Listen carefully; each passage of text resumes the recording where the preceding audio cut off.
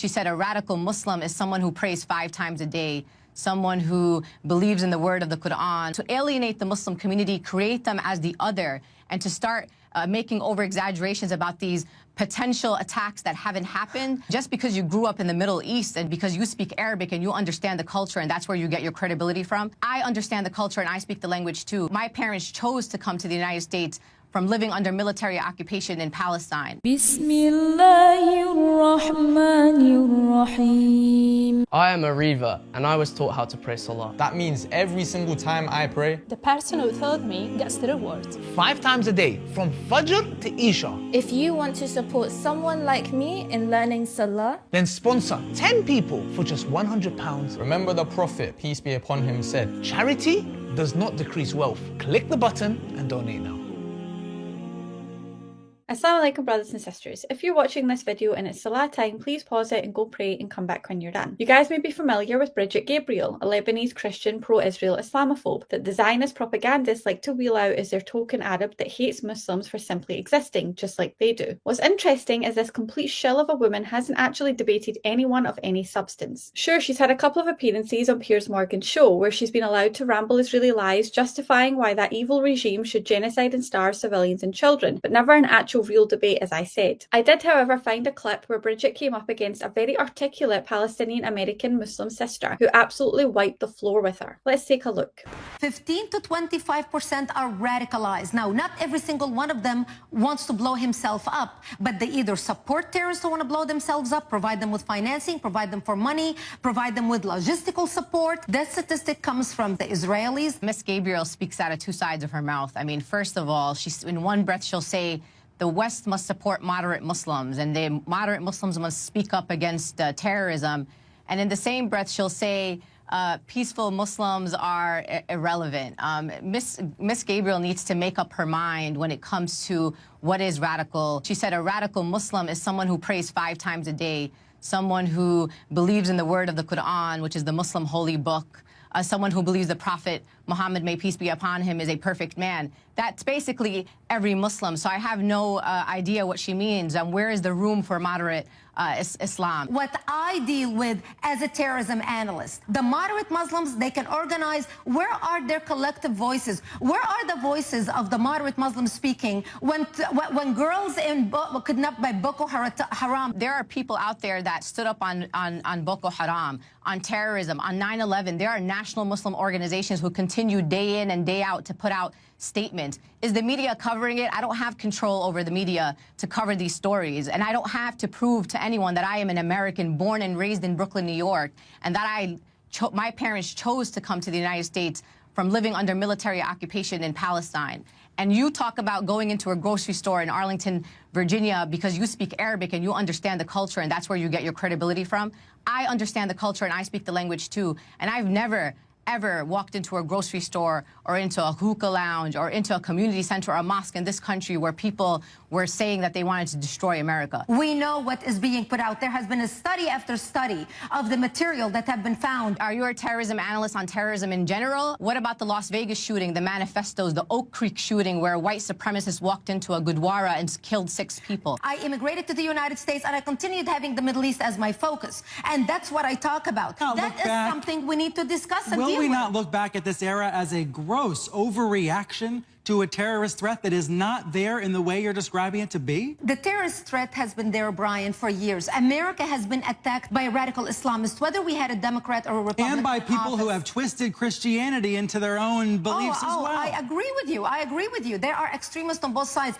So as you just saw, Bridget not only accused a quarter of all Muslims of being radical, she also accused the rest of us of enabling the radicals. Basically what she's saying is that all Muslims are extremists, which is a disgustingly prejudicial and false sweeping statement. She even shamelessly admitted that her stats come from the Israelis, as if anyone believes a word those scumbags say. As Sister Linda said, Bridget Gabriel is a double-talking scammer that generalises all Muslims in order to demonise us as a whole. The sister exposed Bridget for her idiotic definition of a so-called radical Muslim, which Bridget is on record as saying is someone who prays 5 times a day, who reads the Quran and that follows the Sunnah of the Prophet Muhammad, peace be upon him. From that, it's pretty clear that Bridget's insane definition of a moderate Muslim is someone who does not practice Islam. The The sister was correct to point out that Bridget rallying moderate Muslims to call out extremists, whilst at the same time labelling the moderates as extremists, is a height of hypocrisy and stupidity. Bridget claimed to be a terrorism analyst. However, when pressed by the sister on why she only focuses on Muslims and not Christians who shoot up schools and places of worship in the US, Bridget snitched on herself by revealing she strictly limits her analysis to the Middle East, basically admitting to her bias and bigotry. Because if she was truly focused on the Middle East without an anti-Islam agenda, how could she miss the biggest extremist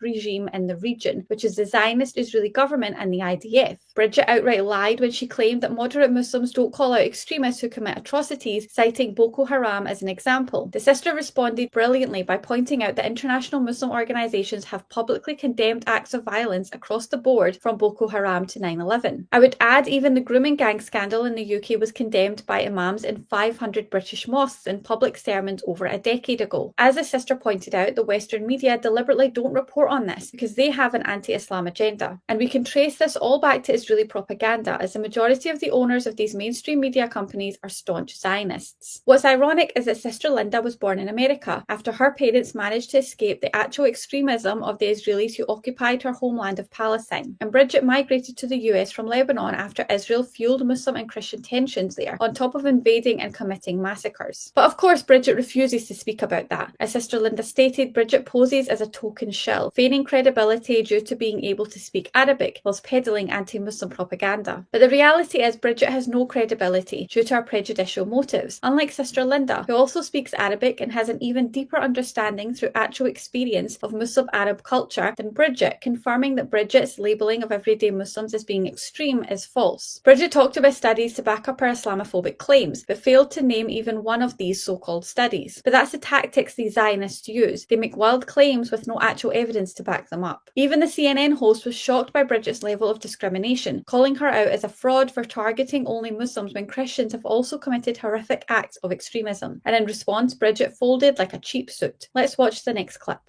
Let's look at the Boston bombing. The first front page story came out on the New York Post of two young Algerian boys with book bags, calling them the bagmen.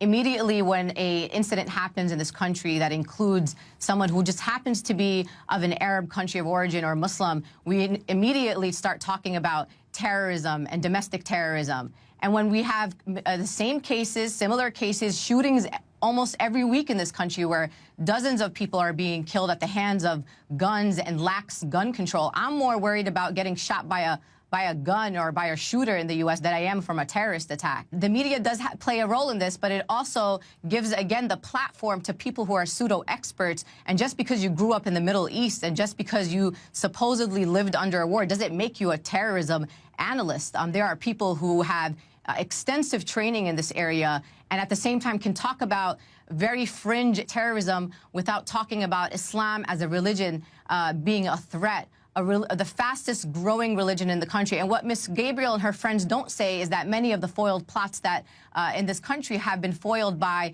information that came directly from the community. We're talking about, as two Americans, about how we can protect our country. We are both faced with an enemy wishing both our destruction. When those people attacked the World Trade Center, they wanted to kill Americans, Muslims, Christians, and everybody. We're talking about the mass killing of thousands of Americans, if not millions. Isn't that fear-mongering? To use the words like thousands and millions, isn't that fear-mongering? The idea here is that you want to talk about terrorism, let's talk about terrorism and let's be prepared. But let's not prepare the American people that all terrorism that happens around the world comes from the Muslim community. That's the point that I want to debate with you here. Well, is that the idea here that terrorism is a serious issue, but terrorism does not equal Islam. It does not equal Muslims.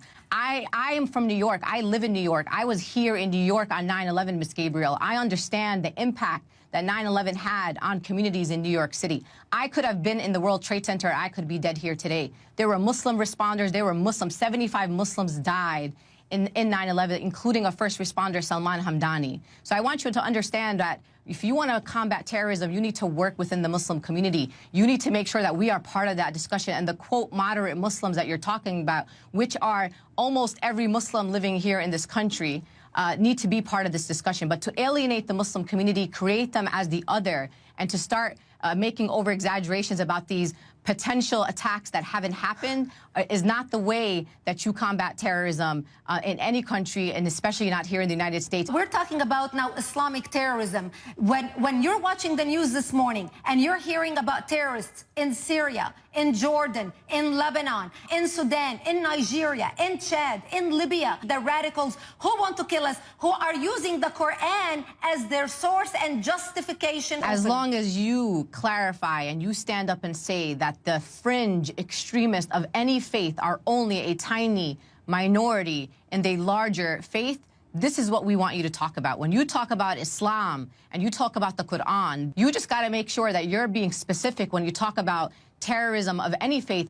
Sister Linda gave numerous examples of how the mainstream media are quick to label any incidents involving Muslims as extremism, but when people from other backgrounds and faiths do similar things, they report on it differently, which again is blatant discrimination. As the sister said, the US has a bigger problem with domestic extremism in the form of school shootings than they do with so-called Muslim extremism, with the perpetrators being either atheists or Christians like Bridget, with hundreds of schools being targeted for many decades now. Well done to the sister for calling Bridget out for being the fake pseudo-analyst that she is. Sister Linda correctly stated that just because Bridget is from Lebanon, it doesn't make her an expert on extremism, because real experts don't limit themselves to targeting one religious group, and instead analyse data from every group to come up with clear and accurate conclusions. As Sister Linda said, Muslims have not only reported acts of extremism to the authorities, they have also been the victims in attacks such as 9/11, as well as emergency service workers rescuing injured Americans. And let's be honest, many Americans and non-Muslims also believe that Muslim extremists were not behind 9/11, but instead that it was a false flag event conducted by Israel in order to drag America into a war with Iraq on their behalf. I liked how Sister Linda laughed in Bridget's face when she falsely claimed that Muslims are responsible for the mass killing of millions of Americans. Not only is that completely fabricated claim, it's totally hypocritical, because if you just look at the US invasion of Iraq, the figures show that it is in fact the Americans that are responsible for the deaths of millions of Muslims, not the other way around. Even the CNN host was flabbergasted by Bridget's lies, accusing her of fear-mongering. As the sister said, we should be discussing extremism across the board with the aim of eradicating it, instead of pretending it's a Muslim-only issue, which is nothing more than a Zionist Israeli propaganda tactic that they've been using for many decades now to cover up the actual extremism they're guilty of in the Middle East. Sister Linda was spot on when she said a real Muslim and a true follower of Islam would never engage in any act of extremism, as it's forbidden in our religion, and the majority of Muslims in the West are just everyday people that are not extreme whatsoever. The sister humbled Bridget when she said any credible analyst would work with the Muslim community with the aim of eliminating extremism once and for all, instead of singling them out, alienating them, and using scare tactics against them like a bigot with an agenda. And it's no coincidence that Bridget accused a bunch of Muslim countries in the Middle East and Africa of extremism that Israel have either attacked, invaded, stole land from, or have orchestrated proxy wars in, which are all real-life examples of extremism, just to triple down on her warped fantasy of what she called radical Islamic extremism according to the Quran. That sentence itself is an oxymoron, because the words Islamic and extremism mean totally opposite things, and the Quran most definitely does not promote extremism. Instead, it forbids it. The Quran states, whoever kills one person, it shall be as if they've killed the whole of humanity. As the sister said, the fact that Bridget doesn't speak about extremism in any other faith exposes her intentions as being dishonest and disingenuous, and until she's able to give a fair analysis regarding the minority of fringe individuals in every race and religious group that are extremists, she cannot be taken seriously. I would add that Bridget is in fact the real extremist, because she not only refuses to condemn Israel's genocide and starvation of Palestinians, she covers it up and encourages it, making her complicit in the worst kind of extremism human beings have witnessed in recent history. Thank you for watching. Until next time, inshallah. Assalamu alaikum wa rahmatullahi wa barakatuh.